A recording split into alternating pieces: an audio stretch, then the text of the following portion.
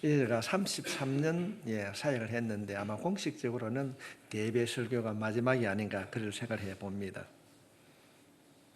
제가 농업에 다니다가 그 주님을 만날 때 어떻게 신앙을 시작했습니까? 많은 사람이 물었어요. 주여, 내가 무엇을 바라리까? 내 소망이 주께 있나이다는 이 말씀이 저 마음에 남았을 때 다 내려놓게 되었습니다. 그래서 시작을 했고, 이제 34년을 이제 마감할 때 목사님 어떤 말씀을 우리에게 주고 싶습니까? 라고 묻는다면은 저는 서슴없이 욥기 23장 10절 말씀을 여러분들에게 꼭 전해주고 싶습니다. 내가 가는 길을, 내가 가야 할 길을 그가 하나님이 아시나니 하나님이 나를 단련시킨 이후에 숨건같이, 옛날 성경엔 정건같이 나오게 해주시리라. 내가 무엇을 하든지 어디를 가든지 함께 하시고 다듬고 고쳐주셔서 일어나게 하신 그 하나님을 신뢰할 수 있길 주님의 이름으로 축복합니다. 하나님은 살아계시거든요. 보고 계시거든요. 듣고 계십니다. 알고 계신 그 하나님을 전적으로 신뢰하게 될 때에 여러분의 모든 일들이 잘 될 줄 믿습니다. 좋아지고 있습니다. 변화되고 있습니다. 그런 의미에서 내가 어떻게 하면 우리 성도들에게 어떻게 교훈적인 말씀을 내가 전할 수 있을 것인가. 물론 창세기로부터 요한계시록 이르기까지 모든 말씀이 생명의 말씀이요 교훈적인 영적 진리를 가지고 있지만은 이 많은 말씀 가운데 어떻게 내가 어떤 말씀을 전해줄 것인가 기도하는 가운데 하나님께서 오늘 본문에 있는 말씀을 제게 주셨습니다. 예수 믿고 잘 되길 바랍니다. 어떻게 하면 내가 예수를 믿으면서 잘 되는 삶을 살아갈 수 있을 것인가? 어떻게 하면 잘 될 수 있는가? 살아가면서 우리가 어디에 관심을 두고 있는가가 중요합니다. 우리 자신의 관심이 우리의 인생을 결정하게 됩니다. 그래서 우리가 멋진 인생, 성공한 인생을 살고자 하면은 내 자신의 관심이 어디에 가 있는가를 점검해 봐야 합니다. 관심이 어디에 있는가? 여러분의 관심은 어디에 있습니까? 말씀을 듣는 가운데 말은 하지 않지만은 스스로 여러분의 관심이 어디가 있는가 한번 점검해야 될 것입니다. 하나님이 기뻐하신 인생은 어떤 인생에 관심을 두고 있는가? 하나님은 어떤 사람에게 관심을 두고 있을까? 이것을 알아야 우리가 신앙생활을 하면서 기쁨을 누릴 수 있습니다. 오늘 우리가 살펴보고자 하는 이 내용은 사도행전 16장 말과 17장 초반부를 우리가 살펴볼 것입니다. 바울 일행이 바울과 실라가 복음을 전하다가 감옥에 갔습니다. 그래서 감옥에 갇힌 이 바울과 실라가 밤중에 기도하고 찬송함으로 지진을 통하여서 기적적인 일들로 인하여서 그들이 나오게 됩니다. 우리 모두의 인생에도 내가 할 수 없는 그 상황, 바울과 실라가 감옥에 갇혀 있는데 손과 발이 다 묶이는 그런 상황입니다. 우리의 인생에 내가 할 수 없는 상황에서도 어떤 물질이나 또는 건강이나 어떤 문제이든지 하나님의 개입으로 바울과 실라가 감옥에 갇혀 있을 때 지진을 통해서 그들 모든 묶여있던 것이 풀어나고 나오게 됐던 것처럼 우리의 삶 속에 하나님의 개입하심으로 또 다른 말로 하면 하나님의 만져주심을 인하여 해결되는 일들이 일어날 수 있기를 주님의 이름으로 축복합니다. 해결될 것입니다. 고침받을 것입니다. 간수가 걱정을 했어요. 아니 감옥에 갇혀있던 이 죄수들이 도망갈 것이다. 그래서 이 간수가 사람들 데리고 가서 그들 찾아보니까 그들이 있습니다. 네 뭐 찾느니? 내 도망가지 아니했다. 이 일로 인하여서 간수가 예수를 믿게 됩니다. 온 가족이 예수를 믿었다고 성경을 소개하고 있습니다. 이 일로 인하여서 바울과 실라가 감옥에서 석방이 됩니다. 그런데 석방이 되면서 바울이 한 가지 요구를 합니다. 그 요구했던 내용이 뭔가 하면은 16장 37절에 기록되어 있는 내용입니다.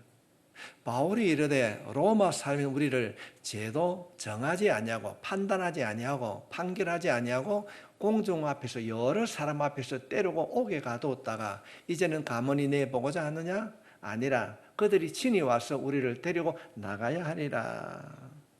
어떤 말인가 하면은 바울은 그때 당시 로마 시민권을 가진 사람입니다.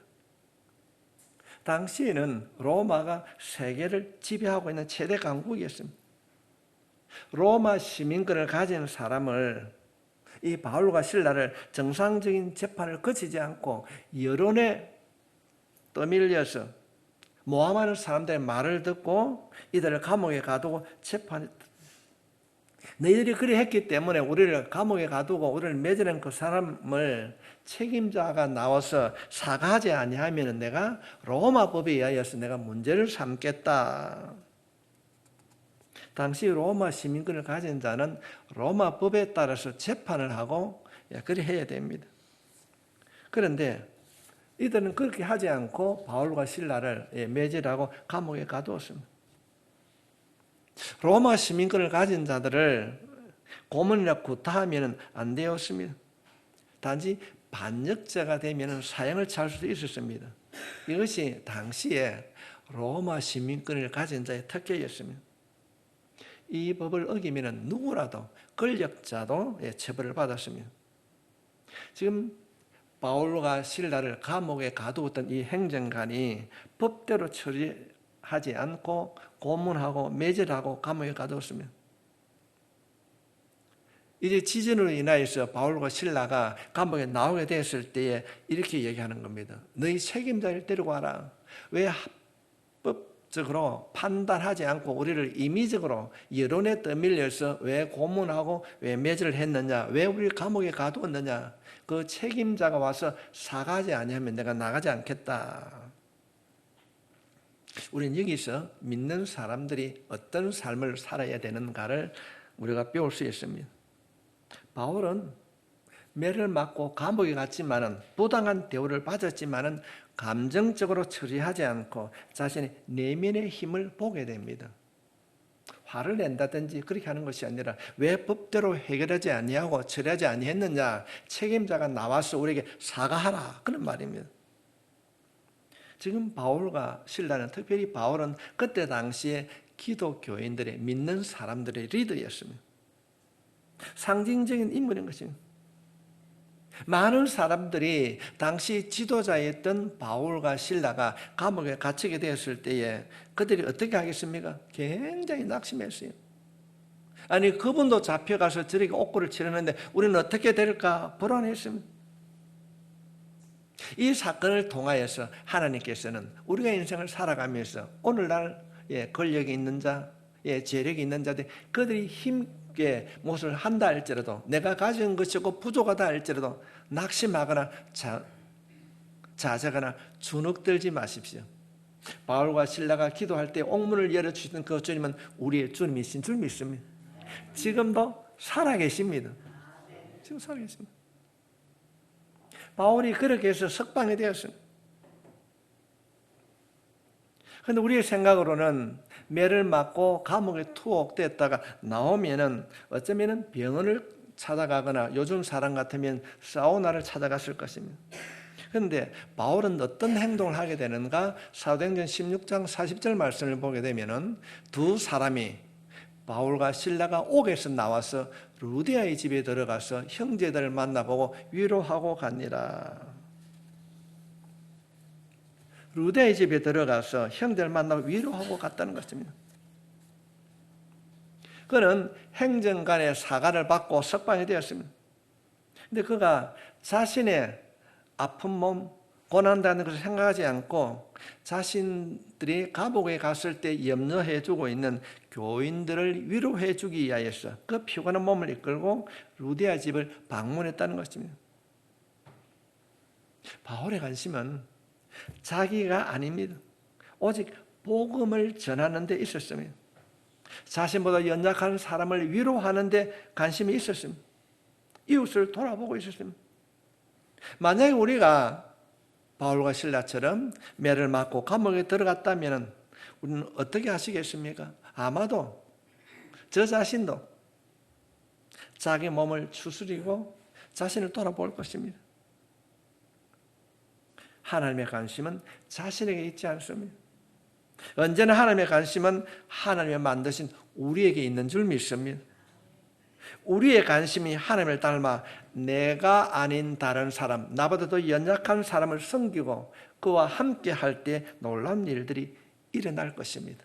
하나님이 축복해 주실 것입니다. 하나님이 인정해 주실 것입니다. 예수 믿는 사람의 관심은 나로부터 이웃으로, 연약한 자로부터 더 연약한 자로 넓어질 때 주님의 자녀로서의 그리스도의 능력이 나타나게 될 줄 믿습니다. 오늘 예배를 드린 여러분 모두가 주님의 그 보혈의 능력으로 관심이 넓어지고 깊어질 수 있기를 주님의 이름으로 축복합니다. 그 예전에는 내 하나밖에 몰랐는데 아내를 배려하는 거예요. 남편을 배려하고 부모와 자녀를 배려하고 동료를 배려하고 생각하는 폭이 넓어져야 된다고 본문 말씀하고 있는 것입니다. 바울은 자신이 그렇게 힘든 상황 속에서도 교인들을 위로하고 자신의 관심이 이웃 사랑에 있음을 보여주고 있습니다. 그러고 난 이후에 이제 그가 빌립보를 떠나게 됩니다. 이 사건이 일어났던 그 곳이 빌립보 지방이었습니다.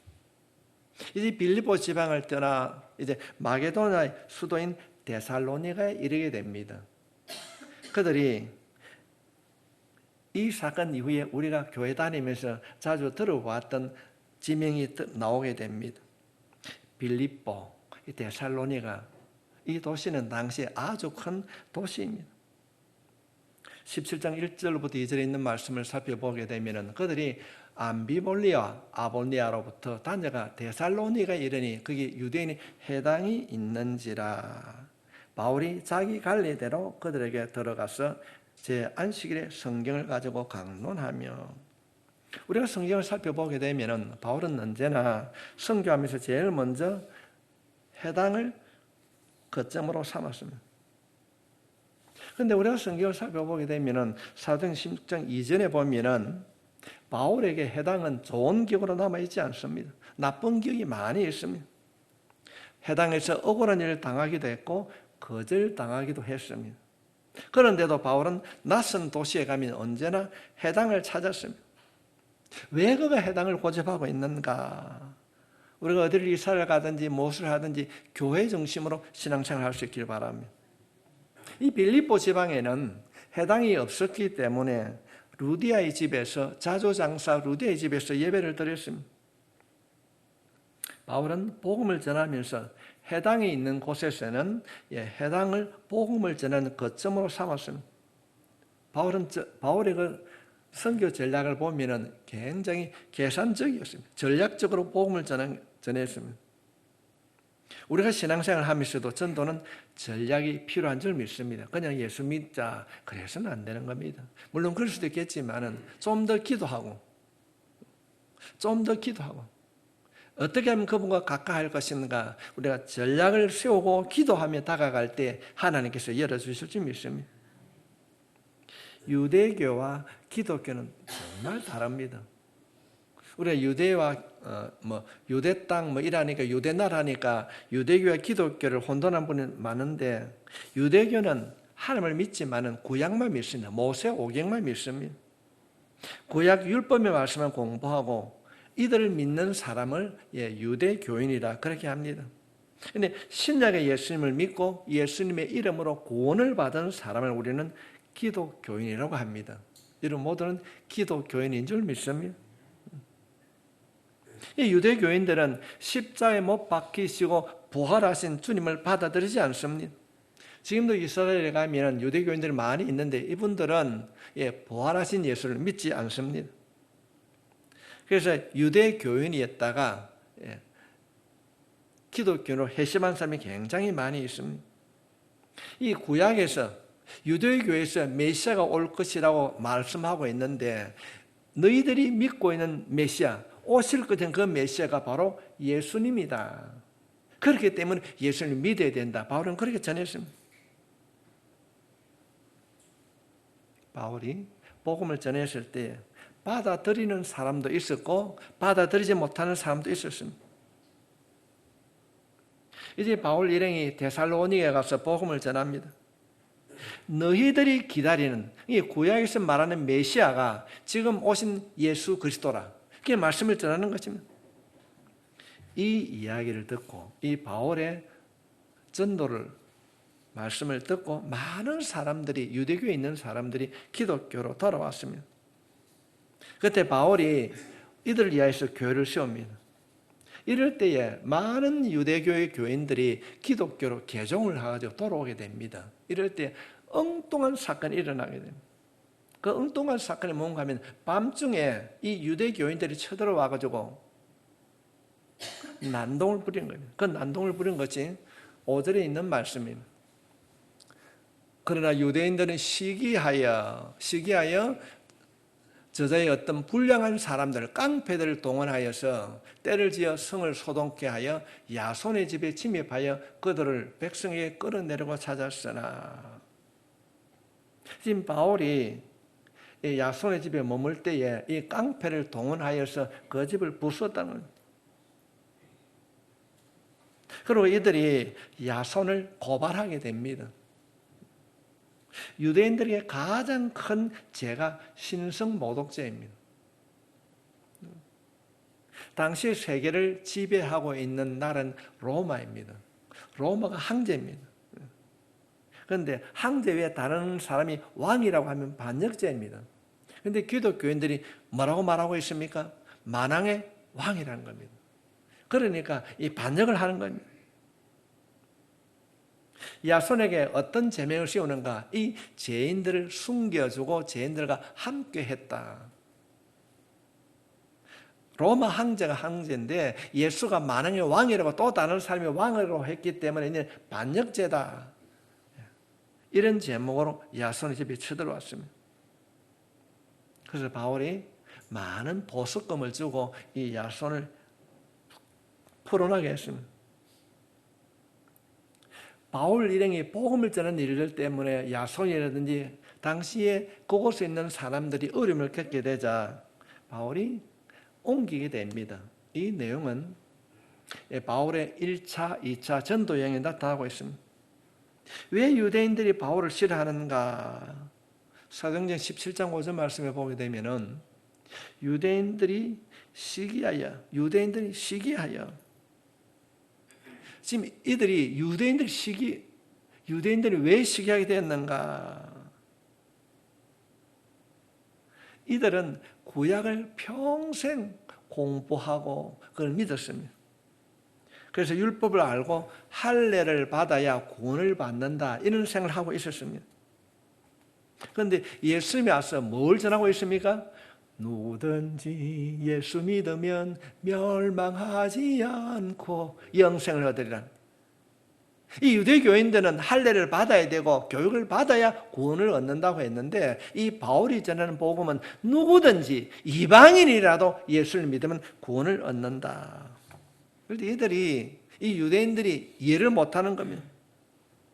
자신들은 공부를 많이 하고 유능한 사람, 똑똑한 사람의 구원을 얻을 것이라고 생각했는데 이 바울이 전하는 복음은 누구든지 예수를 믿으면 구원을 얻는다는 것입니다.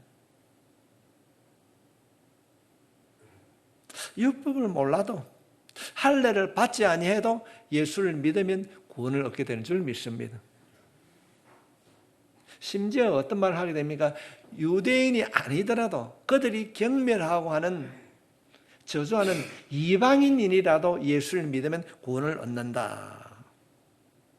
지금까지는 유대인들은 아브라함의 후손이고 긍지를 가지고 살았습니다. 그래도 우리가 선민인데 그렇게 살아왔는데 이 바울이라는 작자가 말하는 게 무엇입니까? 누구든지 예수 믿으면 구원을 얻는다.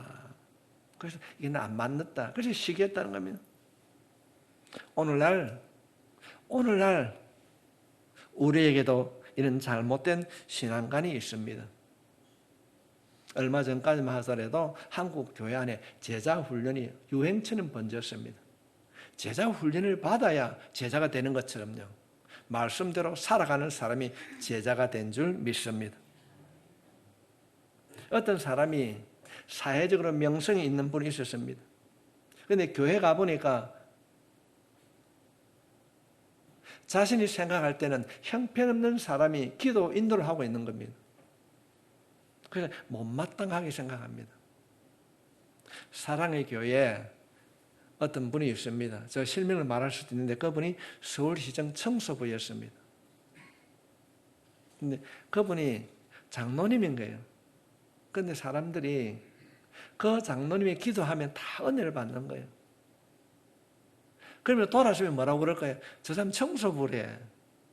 어떤 마음을 가지고 있을까요? 지금 바울이 복음을 전할 때 이 유대인들이 그런 생각을 하는 거예요. 저 무식한 것들, 저 이방인들이 뭘 안다고, 뭘 믿으면 구원을 얻는다고. 큰 교회나 성도들이나 교육자들도 마찬가지입니다. 은연중에 작은 교회 목회자들을 무시합니다. 성도들도 마찬가지입니다. 성도 여러분, 기독교의 은혜는 낮은 곳에 임하는 사랑인 줄 믿습니다. 결코 주눅들지 마십시오. 누가 하나님의 은혜를 받은 자인가?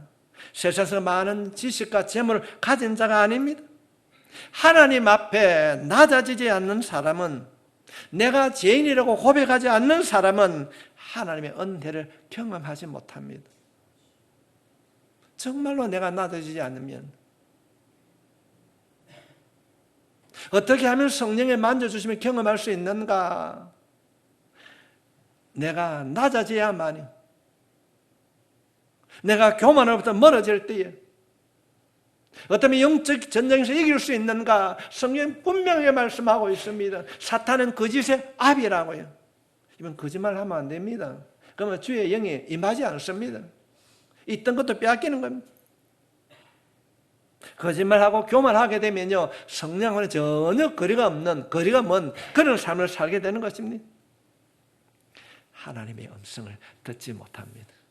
오늘 예배드린 여러분 모두가 하나님의 음성을 들을 수 있길 바랍니다. 낮아져야만이 들을 수 있습니다. 참된 기독교는 낮아지는 것입니다. 지금도 사탄은, 주님도 살아계시지만은 지금도 살아있는 그 사탄은요, 우리의 교만함을 이용합니다. 얼마나 성령의 역사를 지식적으로 우리에게 주는지 모릅니다. 내가 죄인이요.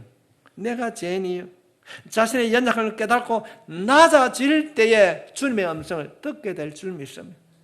은혜를 경험하게 되는 것입니다. 혹시 여러분 가운데 하나님의 은혜가 말로만 경험되어지고 하나님의 만져주심이 경험되어지지 않는다면, 체험되지 않는다고 한다면 여러분의 자신을 돌아볼 수 있길 바랍니다.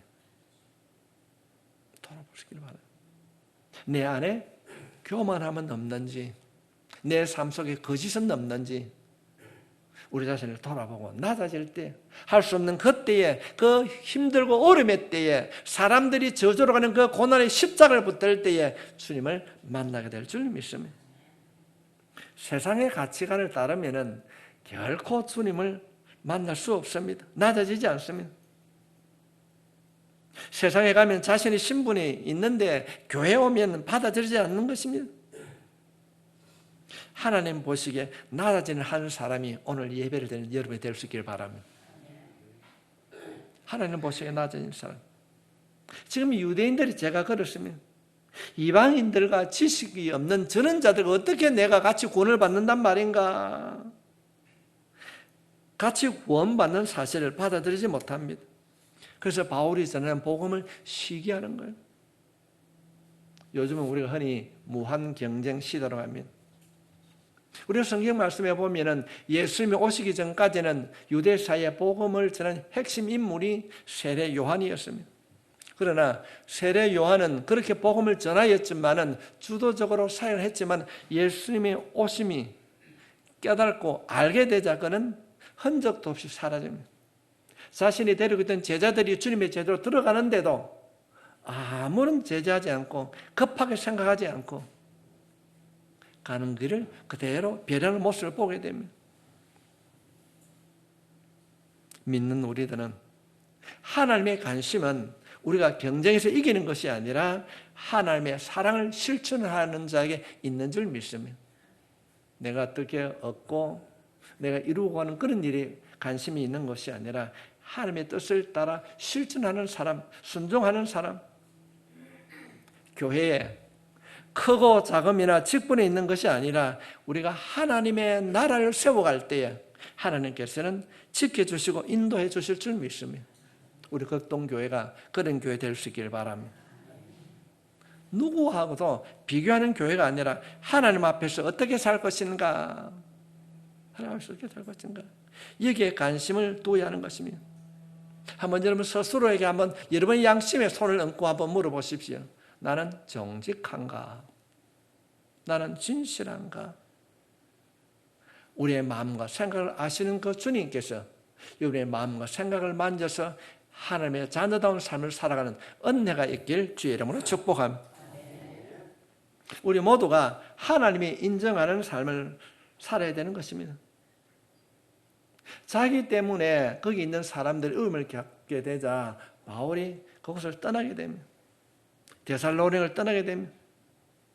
거기 있으면 믿는 것 때문에 이들이 어려움을 겪자가 데살로니가를 떠나서 베레아 지방으로 가게 됩니다. 이 말씀을 준비하면서 참 그런 생각을 많이 했습니다. 언젠가 한국 교회 안에 이 베레아 하면은 이단 김기동파가 있었어요.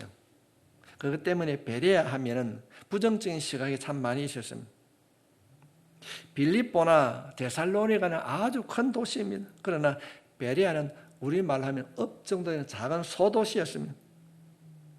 유대인들이 너무 반대하고 야손의 집에 쳐들어오고 했기 때문에 이 바울 일행이 베레아로 이동을 하게 됩니다. 작은 농촌 도시로 찾아갔습니다. 그곳에서 복음을 전하는데 놀라운 일들이 일어난 겁니다. 11절 말씀을 살펴보게 되면 베레아에 있는 사람들은 데살로니가에 있는 사람들보다 더 너그러워서 간절한 마음으로 말씀을 받고 이것이 그러한가여 날마다 성경을 상고함으로 성경을 생각함으로 베레아 사람들의 마음이 너그러웠다. 우리 극동교회가 이런 교회가 되기를 바랍니다. 베레아 하면 너그러운 교회였습니다. 김기동을 생각할 것이 아니라 마음이 넓은 그런 교회. 그들은 복음을 너무 잘 받아들였습니다. 이때에 복음을 전하러 갔던 이 바울 일행이 우와 이런 교회도 있는가 놀랐습니다. 말씀을 사모하는 이들의 모습에서 그는 감동을 받았습니다.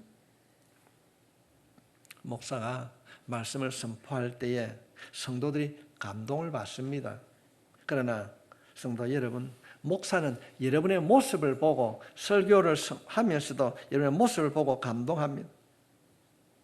졸다가 가는 사람, 하품하다 마치는 사람, 핸드폰을 만지작거리는 사람, 그러고 하면 아멘으로 받아들이는 사람, 누가 목사에게 감동을 줄까요? 바울은 이들의 모습을 보고 감동을 받았습니다. 오늘 예배를 드린 여러분 모두가 말씀에 대한 목마름이 있기를 주님의 이름으로 축복합니다. 가람이 있어야 되는 주일 한 번 설교를 듣고 교회를 나가면 다음 주 올 때까지 그런 신앙생활 속에서는 여러분 주의 감동을 받을 수가 없습니다. 우리 교회는 지금까지 지난주 말씀을 기재하는 것이 아니라 오늘 말씀은 뒤편에 보면은 말씀의 요약이 되어 있습니다. 그냥 순서대로 보는 것이 아니고 여러분 집에 돌아가셔서 시간 날 때마다 이번 주에는 이런 말씀을 전해야지 이 말씀 요약을 살펴보고 말씀을 붙잡고 기도할 수 있기를 바랍니다. 젊은이들은 큐티하면 말씀을 잘 아는데 하나님 내가 이 말씀대로 살아가기를 원합니다라고 그 말씀을 따라 기도하게 되면요 영적 변화가 일어나게 될 줄 믿습니다. 바울은 기대하지 않는 그 동네에서 복음을 다 받아들이는 거 보고 놀랐습니다. 내가 기대하지 않는데 뜻하지 않게 어떤 일들이 일어나는 것을 우리가 교회적인 용어로 은총이라고 그렇게 말하는 것입니다. 기대한 대로 이루어주시는 것도 축복이지만은 기대하지 않는 곳에서 이루어지는 축복이 여러분의 있기를 바랍니다. 은총 있기를 바랍니다. 생각하지 않는 그곳에서 하나님의 은총을 경험했어요. 이 바울을 시기하는 유대인들이 이제 데살로니가에서 베레아까지 쫓아왔습니다. 또 그런가 하면 유대인을 선동해서 바울 일행을 괴롭히기 시작합니다. 그래서 바울 일행은 다시 베레아를 떠나게 됩니다. 베레아를 떠나서 아테네를 지나서 고린도 가게 됩니다. 바울 일행은 그곳에 머물고 싶었지만은 상황이 떠날 수밖에 없는, 그래서 그들은 급하게 베레아를 떠나게 됩니다. 여기서 우리가 신앙생활을 하는 데는 영적 싸움이 있음을 알아야 됩니다. 자기 생각에는 그냥 베레아의 사람들도 말도 잘 듣고, 그래서 이것에 머물면 좋겠다, 머물고 싶었을 것입니다. 그러나 하나님께서 환경을 통하여서 더 좋은 것을 막을 때는 더 좋은 것을 주시기 위해서 우리를 다른 곳으로 이동시켜 줄 줄 믿습니다. 우리가 이것을 알아야 되는 것입니다. 영안이 열려 있으면 환경을 통해서 인도하시는 그 하나님의 인도하심을 보게 될 줄 믿습니다. 하나님께서 우리 흔히 사인이라고 그러죠. 이곳에서 저곳에서 또 다른 곳으로 옮길 때마다 하나님께서는 이들을 옮긴 거처마다 하나님의 인도하심을 깨닫게 해주셨습니다. 바울이 도시 지역에서 상처받고 작은 그 베레아에서 위로받고 안주했다면 자신은 편할는지 모르지만 우리가 기독교의 역사를 살펴보았을 때에 복음이 아테네나 고린도 지역에서 전해지지 아니했을 것입니다. 하나님은 바울의 사역이 개인적으로는 힘들고 역경이 있고 어려웠지만 그 일들을 통하여서 복음이 확장되기를 원했습니다. 우리가 신앙생활을 하면서 뜻하지 않는 예상치 못한 일을 만날 때 낙심하지 마십시오. 왜 이런 일이 우리 가정에, 왜 이런 일들이 우리의 자녀들에게, 성도 여러분, 역경을 통하여서 다듬으시는 하나님을 믿을 수 있기를 바랍니다. 더 좋은 길로 인도해 주실 것입니다. 이 사실을 깨닫게 되면은 환난을 기쁨으로 감사함으로 맞이게 될 줄 믿습니다. 바울 일행의 베레아를 떠나게 됩니다. 작은 도시고 작은 모임이었지만 그곳에 행복했습니다. 왜냐하면 베레아에 있는 성도들은 너무나 말씀을 사모했기 때문입니다. 우리의 관심은 세상의 성공이 아니라 진리를 따르는 것에 있어야 합니다. 믿는 성도에게는 누구나 고난이 찾아옵니다. 그러나 하나님께서는 믿는 자들에게는 고난과 시련에는 반드시 피할 길을 열어주실 줄 믿습니다. 믿음의 눈을 바라보게 되면요, 시험 끝, 고난 끝에 하나님이 바라보게 될 줄 믿습니다. 하나님 붙잡게 될 줄 믿습니다. 시험은 우리의 신앙생활 속에 찾아오는 아픔과 어려움과 고통은 우리를 넘어뜨리려고 하는 나쁜 도구가 아니라 하나님께 인도하는, 주님을 만나게 하는 축복의 통로가 될 줄 믿습니다. 기도한 자만이 이런 사실을 깨닫게 될 줄 믿습니다. 이것을 알게 되는 것을 영안이 열려있는 자라, 그렇게 말할 수 있는 것입니다. 성도 여러분, 무엇을 하든지 말씀을 사모하고 그 말씀대로 살아가기를 다짐하는 여러분이 될 수 있기를 바랍니다. 하나님 앞에 바르게 살고 기쁨이 되기를 원하십니까? 그렇다고 한다면 세상의 관심을 가지고 세상의 성공이 아니라 말씀의 관심을 가지고 진리를 따르는 자 될 수 있기를 바랍니다. 주님은 여러분들을 바울과 실라가 그곳에 복음을 전할 수 있도록 주님의 도구로 삼았던 것처럼 이 혼란의 시대에 여러분이 복음의 도구로 쓰임받기를 원하는 것입니다. 이런 일들을 이루기 위해서 말씀을 가까이 할 수 있기를 바랍니다. 말씀을 정리합니다. 여러분의 관심은 어디에 있습니까? 여러분의 관심은 어디에 있습니까? 돈을 많이 벌고 내가 성공하는 데 관심이 있습니까? 아니면 말씀을 따라 살아가는 말씀에 관심이 있습니까? 영적 진리를 따라서 말씀에 관심을 가진 자로 베레아 사람처럼 진리를 구하는 그런 삶을 살아가게 될 때 하나님께서 여러분과 함께 해 주실 줄 믿습니다.